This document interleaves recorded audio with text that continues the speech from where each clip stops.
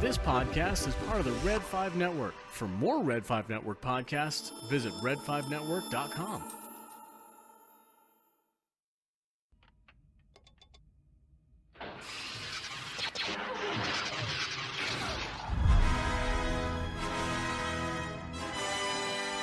So what I told you was true, from a certain point of view. Hello there, everyone, and welcome to episode 44 of the From a Certain Point of View podcast. Once again, I am Josh. And I'm Adam. All right, Adam. So what's been going on, man? What have you been up to this week? Watching, playing, anything fun? I want to spend some time right in this section and just highlight that I've been hanging out this weekend at Force Fest 2020, which is put together a fan-led Star Wars convention, online convention, free to attend, raising money for Make-A-Wish. Sadly, by the time this episode comes out, it's already over. But hopefully, everyone out there listening had a chance to jump in and watch a panel or two. There's a lot of really great content this weekend from a ton of different creators. So it was really fun hanging out at Force Fest this week, and it was, for a year that we didn't have a celebration, it kind of felt like a celebration. I mean, I've never been to Celebration, but it had that kind of feel. A lot of great content, a lot of positive vibes, and it's been a lot of fun.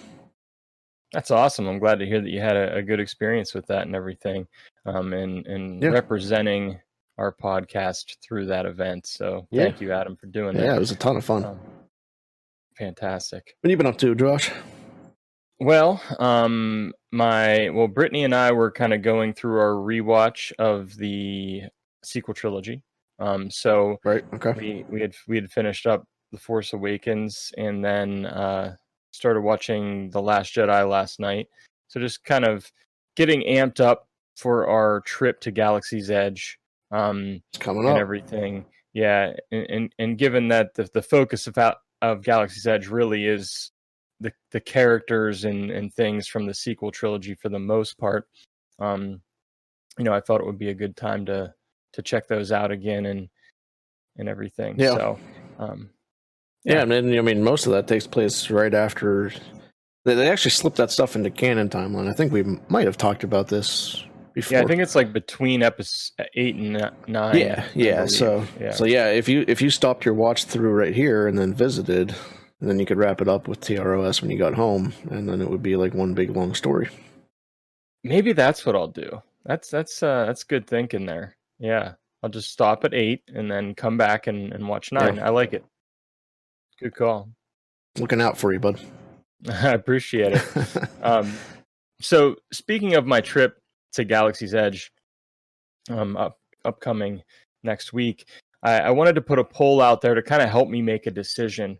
And this decision is a very big one. It's a very important decision. Yeah. And that is, what lightsaber am I going to purchase it's while so I'm at Galaxy's Edge? Very important. Pivotal. Life-changing, altering decision. Because I imagine it's going to sit behind me somewhere on display, during our show in the future. And I mean, it sounds like I'm joking about it, but it really is a big decision. It really is a big decision, yeah. So what I did was I put the 4 choices that seemed most appealing to me in the poll, and I just wanted to see what the reaction would be. And we had quite a lot of votes on this poll. So a lot of votes. This might be our most voted poll. Yeah, 186 votes. I think it is. Yeah. So the options were Luke's green lightsaber, Mace Windu, of course the purple lightsaber, and I just love that it's purple, so I threw that one in there just because I think it's cool that it's a very unique color.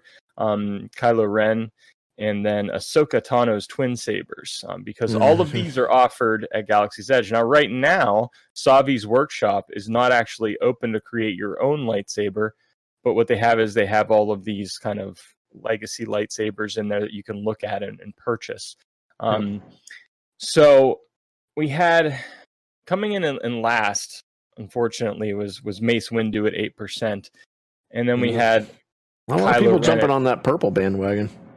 Yeah. I mean, we had a few there, but not too many. Yeah.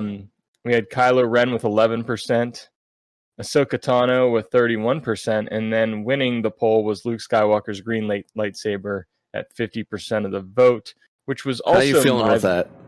I like it because Is that where you're going? That's what I voted for, Okay. and that's where I was leaning. So it just confirmed that I need to have Luke's green lightsaber because that lightsaber is something. It just kind of disappears in the sequel trilogy, except for that flashback scene in the Last Jedi, I think. So, I think that's the one. Nice. Yeah. I would have picked, if those 4 were my only options, I would have done Ahsoka's double blades there. I mean, you get 2, hopefully for the price of 1. I don't know. I don't know. It's a good question. I don't know what the prices are on those. So that is pretty sweet. But yeah, what if you had to choose one? It doesn't have to be on this list. What lightsaber would you go with? I've been thinking about this. I think last week I talked about Leia's, and Leia's is beautiful. If I was throwing out a couple others, it's Ahsoka's. I would like that, especially if they were the white ones from Rebels. Mm-hmm. And then Rey's yellow. Lightsaber. Yeah, Rey's might be yellow lightsaber would be awesome. I don't think it's an option right now. Yeah, right. But that would someday be it will be. Yeah, I would love that one as well. So, Adam, what's coming up on this week's show? This week we've got some news and some pretty fun video game stuff. Actually, it's going to be most of the news. Followed by a review of the new Clone Wars collection of short stories, Stories of Light and Dark. And then we're wrapping up with a segment on how to navigate that asteroid field that is social media as a Star Wars fan. Yes, indeed. All right, let's just jump right into the news. Well, you want the bad news or the really bad news? So Ahsoka's off right now. She's kind of wrong about this because we got a lot of good news this week in Star Wars. YouTube in particular, we got a look on the Star Wars YouTube channel. We had the Star Wars show, which was looking at past years of Star Wars Celebration, because Celebration would have been taking place this past weekend, and so they kind of dedicated the show to looking at past celebrations. They went back quite a few years. I mean, I know Celebration 3 was featured when Revenge of the Sith was about to be coming out, I think. And you had George Lucas there on a panel talking. And it was just kind of cool to see George Lucas at a celebration and talking Star Wars. And they had some other ones, stuff like they had Dave Filoni on there when they were showing one of the first Clone Wars trailers, I think. And just seeing him tell the story of how he was hired to do the Clone Wars and everything, and how he thought it was a joke at first and everything. And yeah, it's a great story. Yeah, and just seeing a younger Dave Filoni, was cool too. So if you haven't yet, check out the latest episode of the Star Wars show, because they feature some celebration stuff. Did you get a chance to check this out yet, Adam? No, I saw some clips online, but I didn't get to watch the whole thing yet. But yeah. Yeah, I definitely recommend that. And as Adam said, we have a lot of gaming news this week. And first up, and there was where did all this gaming news or Gamescom out of Gamescom. Germany, I believe. Yeah. Okay, so we had Gamescom, Gamescom, Com with an M. Com. Okay. Yeah. So that just made me think of was it Step Brothers when he was trying to figure out how to say Pam? The Pam? Like, you said Pan or Pam? Pan. With a D on the end. Yeah, Pam with a D. Or something like that. Yeah. Gotta love B or something. I think it was a B, Pam with a B. Yeah. Gotta love Step Brothers. But anyhow. Yeah. So at Gamescom, we got some stuff about Star Wars Squadrons. We got some stuff about the Skywalker Saga Lego game coming out next year. And we got some information. I don't know if it was there as well, but on the Sims. Yeah, it was there too. So let's start with the Squadrons trailer. This really focused in on kind of the single player mode, I believe. Yeah. And seeing some of that in action. I know that, we saw a lot of familiar characters in this trailer. At least I noticed. I think I saw Hera. Hera seemed to be I in believe there. that was Hera. And Ray Sloan was in there, and Super Wedge. excited to see Ray Sloan. Mm-hmm. Yeah, you're right. Wedge was in there too. Yep. Yeah. So, what were your impressions of this latest Star Wars Squadrons trailer, Adam? So I'm excited that the single player is enough of a campaign to get its own trailer. Which means it's likely more than just a training, set of training missions. Yeah, maybe it's kind of like, get you used to the cockpit and get you used to that type of stuff. So it's a little more than that. Like, I know EA has done some, like on their Battlefield games, they've done what they call a story, and it's mainly just like a glorified tutorial. And this might be that, but at least it's enough that it gets to be featured a little bit. So do you think we could get at least 5 hours of gameplay out of this? I'm hoping at least 5 hours. Single player mode. Yeah, I'm hoping at least 5 hours. I think that would be probably about best case scenario. I think 10 would probably be the dream on this, but I think you're probably looking about 5. Yeah. And one thing I'm a little how long? Do you remember how long the that campaign was on? Battlefront 2. It was probably close to that 5 hour mark. Yeah, maybe that's what I'm thinking about with this. Yeah. And the one thing I'm just a little bit concerned about with this game is being in that first person view, being in the cockpit. I feel like all this stuff in the cockpit's going to be like in my way of seeing. And how, that's going to be tricky for me, because I usually pull back into the third person view. Right. Here's what I like about that is everyone's on the same playing field with that then. So especially since this is going to be primarily a multiplayer game, the ability to switch between first and third person, you're going to have people that want to fly the cockpit, but then you're going to have people that have the advantage of third person where they're going to be able to see better, especially around them. So it kind of levels that out, makes it more like a sim, even where you're just in the cockpit, so you're just seeing that first person view. So it'll take some getting used to, because for the advantages of being able to see, I usually use third person as well. So it'll definitely take some getting used to, but I'm glad that you don't have that choice to go back and forth. Yeah, because it'll even the playing field. Yeah, right. As it were. So Star Wars Squadrons it's coming out soon, about a month. About a month, a little over a month. October 2nd coming up soon, so I'm excited about that. And let's move right on to Lego Star Wars: The Skywalker Saga. We had a nice trailer. Man, this might trailer be the best trailer of the weekend. Might be the best trailer released for a video game in Star Wars. I don't know. I mean, they used the same music that they used in the Rise of Skywalker trailer, which I thought was just awesome. I mean, it was I love that music that they used in it.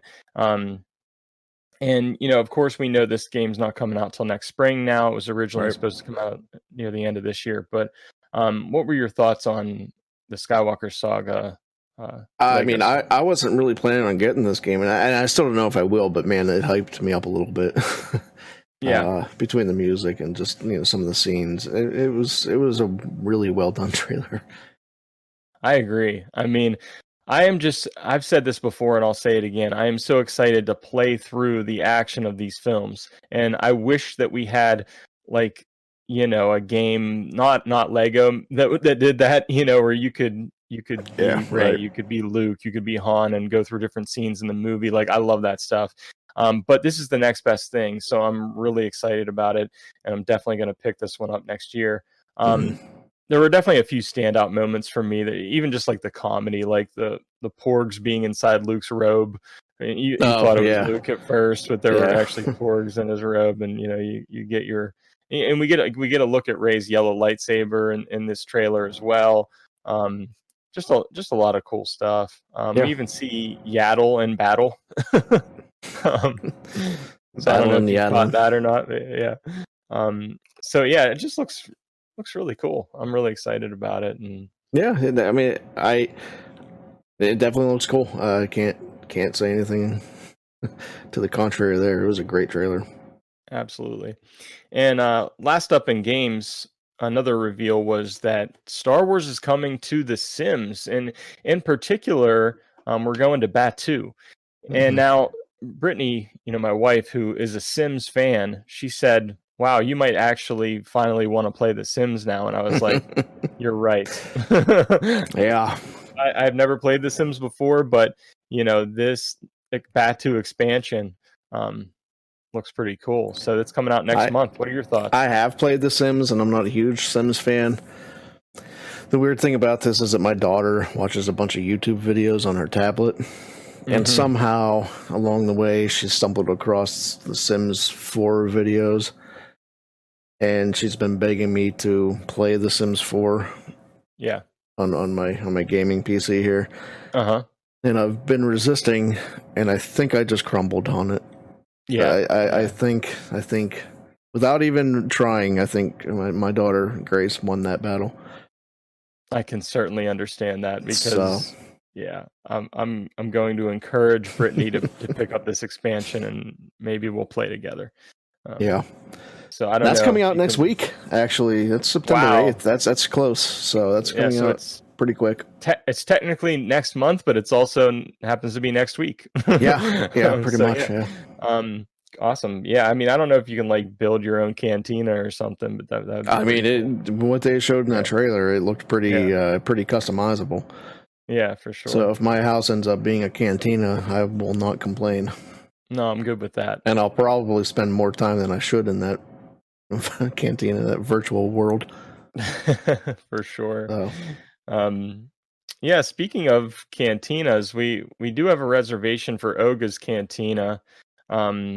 Although our reservation is at a time that is now after the park closes, because Hollywood Studios was open till 8, and now they're reducing the hours down to, and it closes at 7, but our reservation was for 7:20, 7:30, something like that. So I'm hoping we can just stay in the park, hang out by the Falcon, jump into Oga's, still have because they didn't cancel our reservation or anything. It still looks active.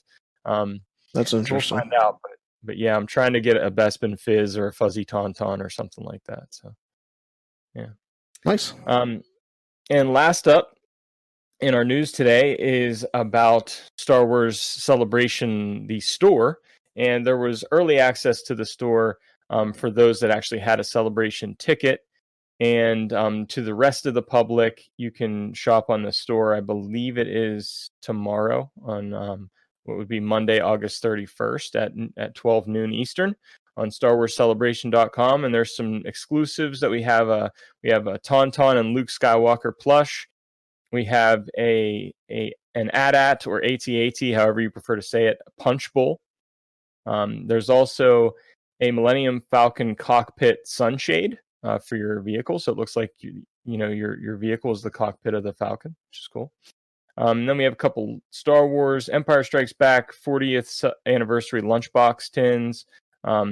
This looks pretty cool. A Minox suction cup plush. So you can just stick that Minox to something. And we have some shirts celebrating, of course, the 40th anniversary of Empire Strikes Back. And finally, we have, of course, some pins. And then we have a Mandalorian shirt for Star Wars Celebration. So I'm guessing, we see we got Mando on there, we got IG on there, and we got Cara Dune on there. Now, I'm guessing they would have debuted the trailer for season 2 of The Mandalorian at Celebration. So do you think it's going to be coming soon? Do you think we could see that this week? What do you I don't know. I mean, that's all the rage on social media now, Yeah. But I don't know. I would think that it's coming sometime soon, but yeah, you would have to guess, because the show's coming out in a couple months. The other thing, and the only reason I'm thinking about this is because I just made this point on Twitter, but this was the most streamed show at the end of last year. Mm-hmm.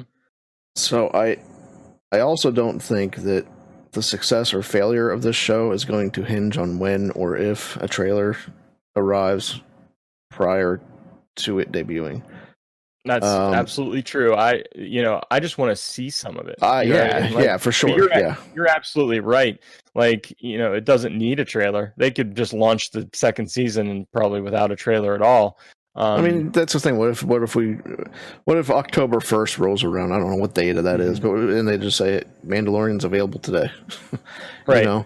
Surprise. Everyone would watch it. Yeah. It's not going to suffer because it didn't have a trailer at that point. Right. So.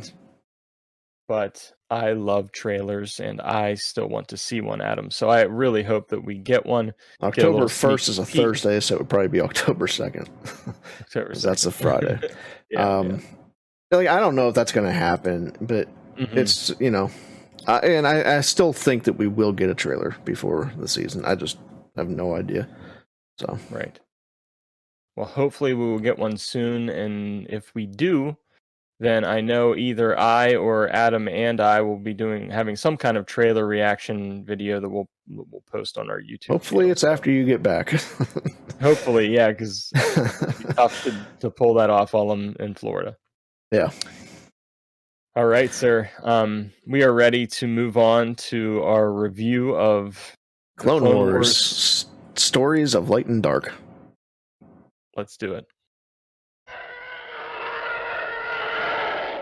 My disappointment in your performance cannot be overstated.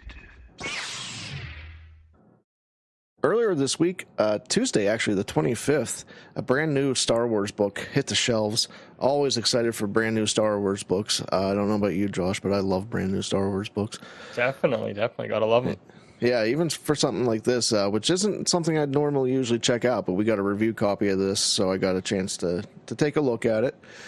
This is the Clone Wars Stories of Light and Dark. Love this cover. First of all, it's kind of like a watercolored it's clone trooper helmet, orangish background, blue trim on the stormtroopers. So it's kind of like our colors, the show colors. Yeah, I guess it does. It does look very cool. We're a little bit biased here, but that's okay. Yeah, it looks awesome. a little bit. But yeah, that cover is just beautiful. I love the cover. So what this book is mainly is a compilation of adaptations of Clone Wars episodes. So, for example, the first story out of this book is called Sharing the Same Face, and that's written by Jason Fry. That's actually an adaptation of the book, of the episode Ambush, which is basically the season 1, episode 1 of Clone Wars. Mm-hmm. The interesting thing about this is it takes each story kind of takes that episode from a certain character's perspective. So that story that I mentioned, Sharing the Same Face, is written from Yoda's perspective. So you do actually get some interesting point of view narratives there that happen. So for example, not only are they using our colors, but they're also telling things from a certain point of view. Am I right? I'm going to get back. Yeah, and actually, that you mentioned that when I was reading this, I kind of thought, this is basically the Clone Wars version of From a Certain Point of View. Like the A New Hope, and then the Empire one that's coming out, that short story collection. Yeah, do you remember when that's coming out? Because I'm really excited about that one. The Empire one is, I think it's either October or November this year. It's coming soon. Right. Yeah, I forget the actual date, but yeah, it's coming soon. But yeah, this felt like the Clone Wars version of those books. So it's kind of neat. You do get some perspective things, like I mentioned. So like the Yoda part of Sharing the Same Face. You find out that he's a little disappointed that he's actually facing Ventress here. He was hoping to kind of meet up with Dooku and make an attempt at turning him back to the light. So you get some neat little things, some things there that kind of help as you watch the show to maybe understand a little bit of the motivations that are involved there. So I really appreciated that part of it. So who's this book for? One thing to keep in mind, this is definitely written at a grade school level. So it's not really meant for like you or I. It's really meant for, someone at that age range. These are all pretty short stories, very very approachably written for kids of that age. Mm-hmm. However, I do think that for those reasons I mentioned before, like those point of view reasons, I think that if you are out of that age range, if you're a little older, our age, something like that, if you're a Clone Wars mega fan, like you love Clone Wars, I think you can get some value out of this book. That's good to know. Yeah. Did you mention how many different short stories it has, or? I believe 11, if I counted right. I know there's 11 authors, and I think they all just wrote one.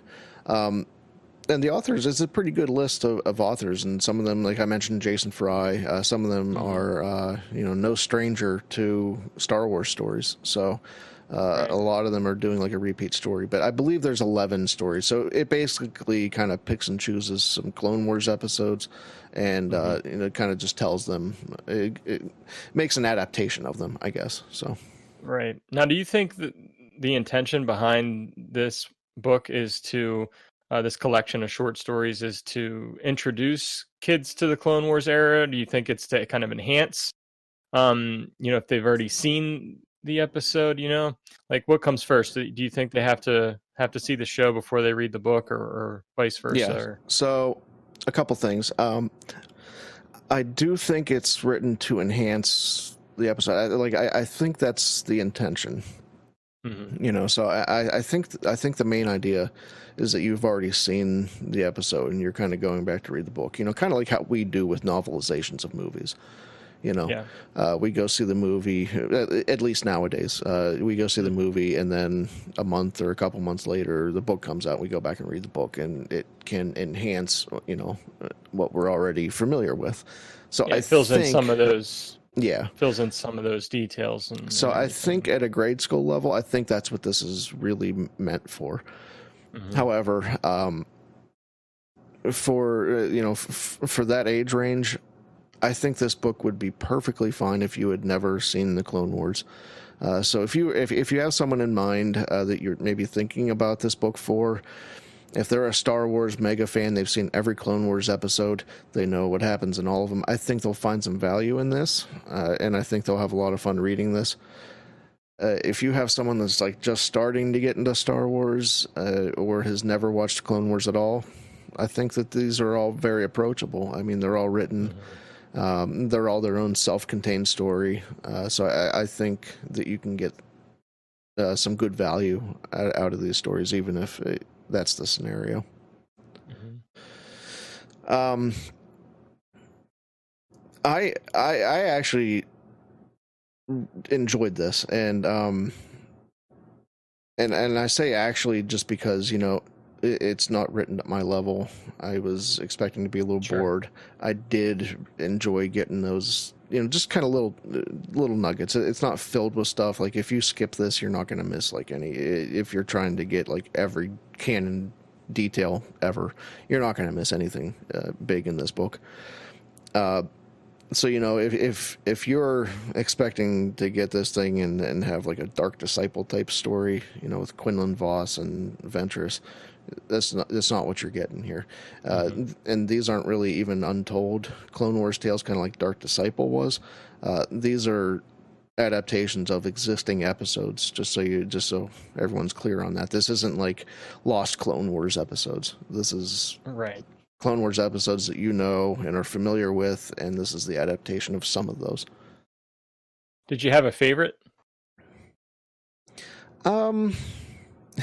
Actually, I was pretty disappointed, and so I liked.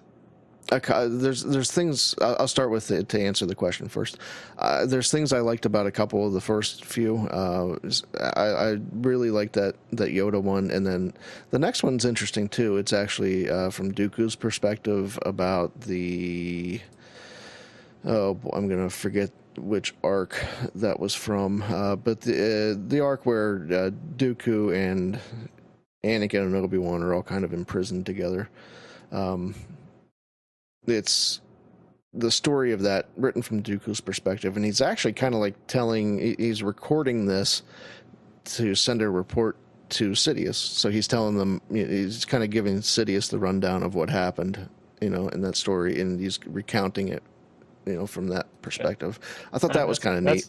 That is cool. That's neat. And then after that, he just decides to delete the recording, so he doesn't even send it. But it was kind of a neat little psyche type thing. The one I was really disappointed in was called Bane, and I was hoping to get some like Darth Bane stuff, but it was Cad Bane, and I'm like, oh. Oh, yeah.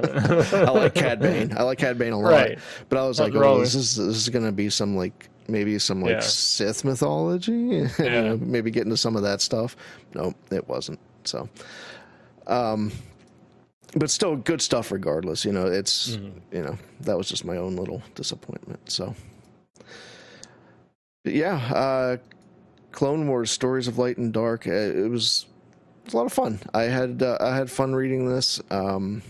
If you have, like I said, younger Star Wars fans, go ahead and pick it up for them. It's available in hardcover, and there's an audiobook adaptation, and then there's also the ebook for Kindle version. So none of them too expensive. Hardcover is like $17, $18. Kindle's like $10 or $11. So. You may have mentioned this. I'm not sure if you did or not, but is it all like illustrated, like fully illustrated? There's illustrations. It's more like in between stories, so it's not like a storybook.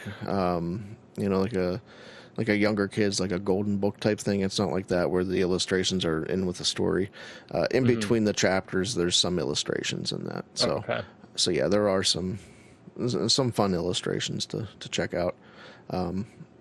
And it's not like full. I don't know what to compare it with, but it's more like a black and white, almost like a pencil type drawing. So it's not like concept art or behind the scenes stuff or anything like that. It's just kind of some nice little in between chapter artwork. So nice. Yeah, good to know.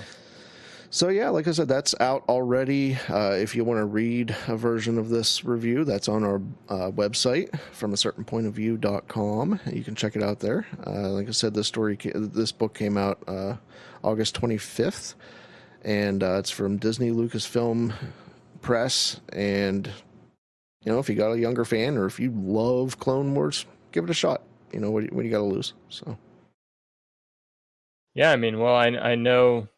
In the near future, we're gonna talk about how to introduce kids to Star Wars. So maybe this can be in our top 5 possibly. You never know. That might make that show. Yeah. We're gonna talk about we have that show coming up in a couple weeks. We're pretty excited for that show. Josh and I are both parents, and reading this, I was definitely thinking that this might be a good jumping in point for kids. So sounds like it to me. Well, thanks, Adam, for the review, and I might have to check this one out as well.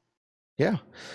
So next up on our schedule for this episode, we're going to dive into a fun, quote-unquote, fun topic about how to Twitter. So how do we navigate Twitter as Star Wars fans?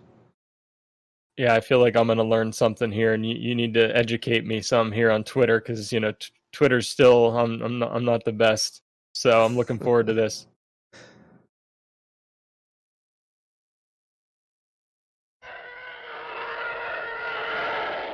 Luke, you're going to find that many of the truths we cling to depend greatly on our own point of view. One of the things you hear about being a Star Wars fan is that navigating social media as a Star Wars fan is pretty terrible. You hear a lot about the toxicity of Star Wars fans nowadays. And to some degree, when you jump onto Twitter or a Facebook post and dive into some comments, you're going to see that type of stuff. So we wanted to take a segment here this week, and we wanted to talk about how we have been navigating Star Wars social media, how it's worked for us, some things that we have learned along the way. hopefully one of these things can help you guys out as you're jumping into Star Wars social media. This doesn't just apply to Twitter. This is any social media. I mean, you can find this stuff on Facebook, on Instagram. It's not just Twitter. It's not just Star Wars even, you know. You get into, I don't know if anybody's ever checked out sports Twitter, but it's pretty rough. Is it? It's pretty ugly. So this isn't, like I said, this isn't just Star Wars. This isn't just Twitter. This is pretty much any type of social media. I don't think anything that we're saying here is the right or the only way to handle this stuff either. But hopefully it helps. Something might hopefully help. So let's just dive right into this. I think the first and the most important thing that we're going to talk about here is, you know, first of all, you get out of it what you put into it. And so if you're trying to put in positive stuff, you're generally going to get that back in the people that talk to you and engage with you, interact with you. If you make that your priority, that's generally what you get back. If you start really engaging in the negativity, then that's going to attract that attention as well. And that's, you know, that's going to start following you. The other very important thing, kind of the main idea here, is probably talk to people on social media like you're talking to a human being, you know. Talk to them like you are speaking to them in real life, face to face, that type of interaction, conversation. It's just having genuine interactions with people, you know. Approach every interaction that you have that way. That sets the tone for the discussion, and it usually helps avoid a lot of negativity. Even if you're jumping into a debate, you know, if you jump into that type of debate in a conversational way, generally people pick up on that, and they usually respond a little bit differently than they would if you're just starting to sling mud, you know. Yeah, absolutely. And, you know, Adam, you know, I teach elementary students, and I teach them about, you know, bullying and, you know, even online bullying. And we always talk about how to be careful when you're online with what you say. It's easier to say something that you normally wouldn't say to somebody in person, you know, because you're behind a screen. And I always encourage them to think about the fact that there's somebody on the other side of that screen that has feelings, that is a person, you know, and sometimes we lose sight of that, and it's just easier to speak our mind when we're not in person. So I'm glad you pointed that out. Yeah. And, you know, I mentioned mudslinging a little bit. Be very careful when you jump into that, even if you're doing something like retweeting it and quoting it to give your spin on it, you know. That can generally invite some pretty negative stuff towards you. You know, you're jumping into that fray in one way or another. So you know, be careful with that. Another thing to watch is what I'm going to call the it's almost like an Anakin type statement. If you're not with me, you're my enemy. And what I mean by that is, you know, when you say something like, if you believe this, or if you are this, then you are automatically something else, you know. I would say, Adam, just don't make those. So we know that only a Sith deals in absolutes. Absolutely. I didn't mean that as a pun. Yeah. So just watch that, because the thing is, even if you don't necessarily mean that all of one type of person falls into some category, it really just invites that conversation, and it usually degenerates into something pretty ugly pretty fast. So I would just stay, you know, if for me, I stay away from those type of statements. I stay away from that type of thing for that reason. And then here's another negative aspect of social media, is that some accounts are just out there to be negative. Their only goal is to stir controversy, because sad as it is, controversy, negativity is good for interactions. So if you wonder why some YouTube accounts do better than others, sometimes it happens to be because that person intentionally stirs controversy, and that generates comments, and it generates likes and dislikes, and it generates that type of stuff, and it helps their account. Yeah, It's this is it's a very true. it's a sad part of social media, but it's true. Yeah, and there's a reason that the news is almost always negative, because that's what gets the viewers and the clicks and everything like that. So Yeah, it's the same can be said about Twitter sometimes. sure, absolutely. So what we've done on Twitter is, we have tried to create positive content so we can engage with people in a meaningful way, and that has really given us a wonderful a group of people around us. There's been this community that we've jumped into, and that has thankfully accepted us, and had us as one of their own. And we've had really nothing but positivity around our account from day one. Yeah, it's been an absolutely great experience, Adam, and because it's really a stark contrast to my initial experience with Star Wars on Twitter. Because I mistakenly dove really deep into Twitter after The Last Jedi, and seeing a lot of the harsh comments that were made about that film and about the people that made it, or the people that were in it. Yeah, yeah. And that got pretty ugly, and it was very discouraging, and I had to step away from that, and stepping back into it whenever we started our podcast has really been a great experience. Yeah. And it's a good point that you bring up. I mean, sometimes it definitely can be worse than others, so you're definitely going to see it more prevalent, around a time like Last Jedi, or even really around the time of any major release.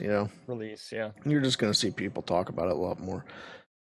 So you're going to run into that negativity at some point, and you're going to run into that. But first of all, we're going to come back to that, because I want to talk about, what you can, what we do, or what you can do when that type of stuff does arise. Mm-hmm. But first, I want to point out, we are what I would consider mega fans. We're hypersensitive to these things because we're so involved in it. So when you hear about things like Star Wars Twitter, or any, again, this is any social media, but when you hear about things like Star Wars Twitter, first of all, remember that is what accounts for probably a pretty small portion of the fan base as a whole. Mm-hmm. My definition of what a fan base would be is a group of people that consist of someone that says, I like those movies and I'm a fan of those movies, So with that definition, it's a pretty broad fan base. There's a lot of people. If you want to put some numbers on this, Twitter has a monthly active users count of 330 million, which is roughly the size of the U.S. If you're putting it into those terms. However, their daily active users, which is really what we are, someone who's on there reading or interacting or tweeting on a daily basis, that's about 152 million. So less than half. If you wanted to say that even half of those daily users are what you would call, Star Wars Twitter, 75 million, give or take, you're putting the Star Wars Twitter into a country, basically all of Star Wars Twitter into a country that's like the size of France. Now, France isn't a tiny country, but that does leave the rest of the world that can still be Star Wars fans that aren't in Star Wars Twitter. So for me, my thinking, getting my head around that, kind of helps to illustrate that this can be a pretty small portion of the people that are actually called Star Wars fans. Yeah, and I think something we have to consider too is that there can be a very vocal and very negative minority out there that makes things seem like they're worse than they are, just because of how vocal that minority can be sometimes. Yeah, definitely. And that's kind of what we're looking at here, is that we're excuse me, we're really focusing on what's a small segment of the Star Wars fan base, and so it's safe to assume that most of the inverse of this, they aren't aware of what happens on Twitter. They just watch the movies because they like them, they enjoy them, and that's about it. Yep. I would say probably most of whoever calls themselves Star Wars fans that aren't on Twitter don't even know about any of this stuff that happens.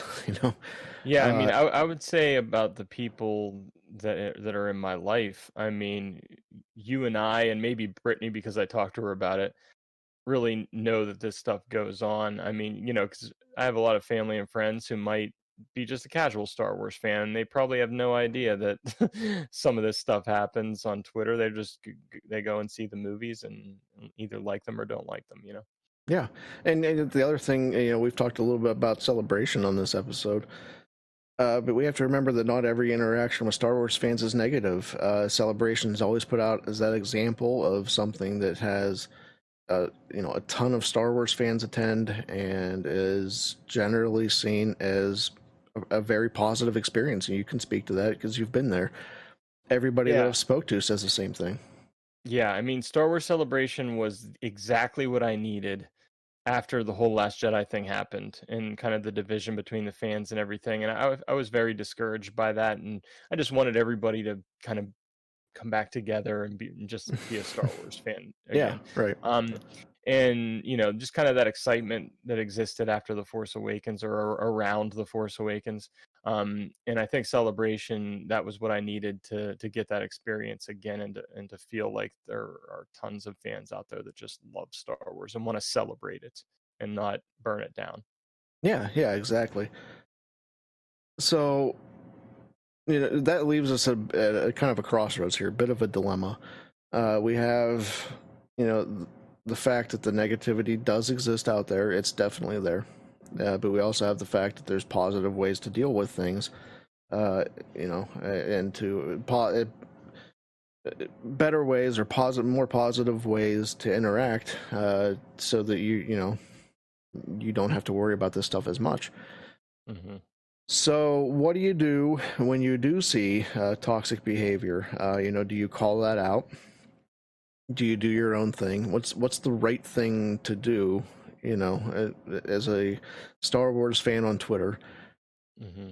And of course, that's the type of dilemma that just doesn't have an answer, a direct, clear answer. I can't tell you do this and you're going to be golden. What I can say is pick your battles. Mm-hmm. Okay.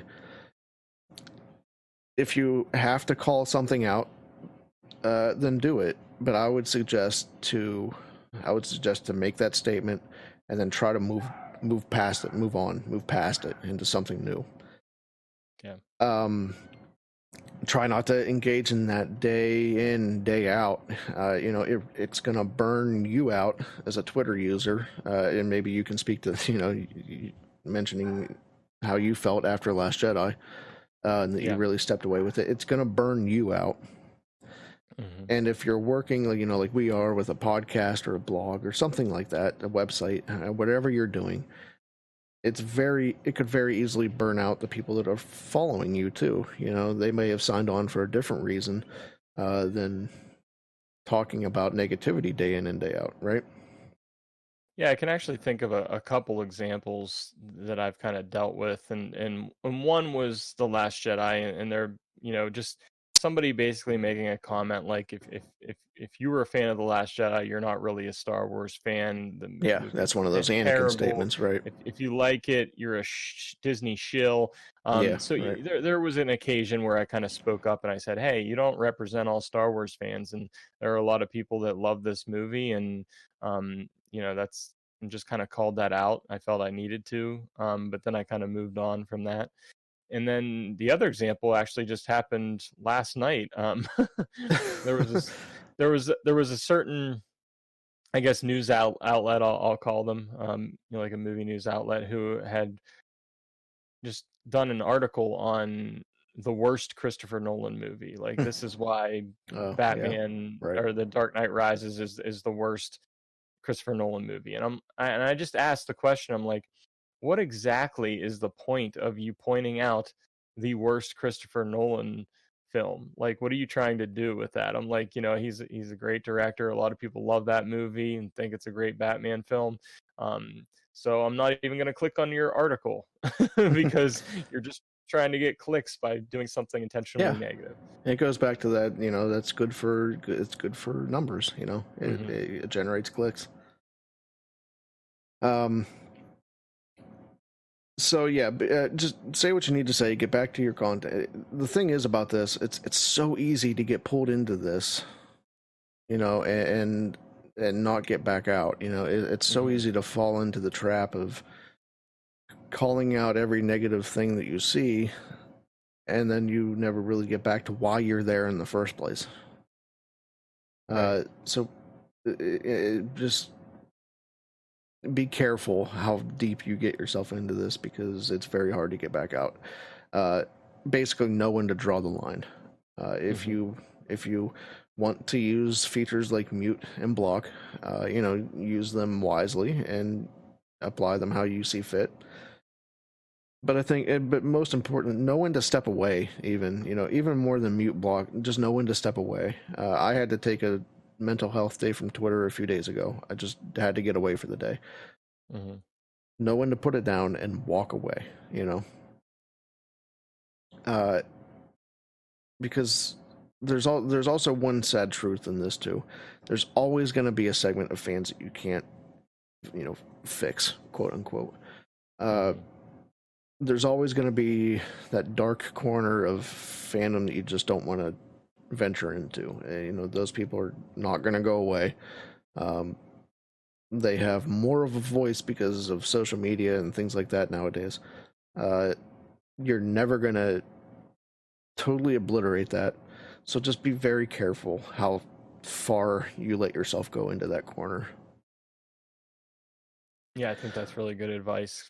Sometimes you just got to pull yourself out of it, step away, like you said, take a break, mute or block certain things. I mean, I think that's a healthy way of dealing with it. Yeah. So, in closing here, I'm willing to bet that you didn't create your Twitter account so that you could jump into fights about Star Wars. Maybe you did. If you did, I hope you find something fun sometime. Because what we have found, what we have learned is that there's a lot of fun to be had on Twitter. There's a lot of great friends on any type of social media that you can meet. This is the promise of social media, that you can bring these types of people together to meet people that in your everyday life you wouldn't have had the chance to meet. That's one of the promises and why social media can be so strong. So hopefully you can have that type of fun, and you can enjoy what social media is meant to be, and try to build that wall and separate yourself from the negative aspects of social media, the stuff that can really cause you to want to walk away from it. So hopefully there's something in this last 20 minutes or so that spoke to you, that helped you with being on Twitter or Facebook, that maybe you were getting tired of it, maybe you were tired of seeing all the negativity. Maybe something here helped you. I hope that's the case, because that was kind of the idea behind this segment. So absolutely, Adam, and thanks for taking the lead on this one and educating me a little bit on Twitter as well, because it's not exactly my strong suit. So I appreciate your knowledge here in this instance. Yeah, and I mean, I'm not a Twitter expert. I've been on here for a while. I think my personal account's like 10 years old. But I've stepped away from it a few times and picked it back up. I mean, I'm not a Twitter expert, but I mean, this is just the stuff for us, for our account, that has really worked. Yeah. And I think we really would like to thank all the people that are a part of our particular Star Wars community, and those that follow us and chat with us and everything on Twitter. We thank you for being awesome. And yeah, you've made absolutely. it a really positive experience for us. So thank you. Absolutely. All right, you ready to wrap up this episode? Let's do it.